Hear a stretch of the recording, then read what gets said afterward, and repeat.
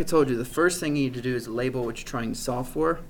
In this case, it would be HGF, so that. And so the reality is, there is an easier way to do this one as well. I just realized that. So I'm starting to see the way you guys are seeing this. Instead of actually solving for that, that HG, okay, and we don't actually need to do that because we can take this bigger red piece, right, and then do 360 minus, or wait a minute, no, sorry, I saw it right the first time. We can take this red piece right here and subtract that from 360, and that will give us the purple piece.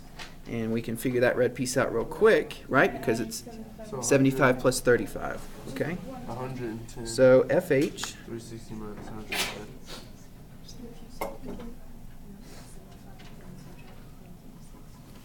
is equal to, what did I say, 75 plus 35?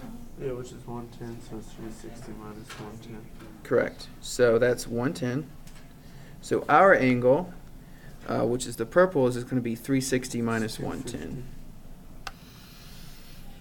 Right? That's correct. Again, there's multiple ways to do that problem, but to me, looking at it for a second, it's the easiest way.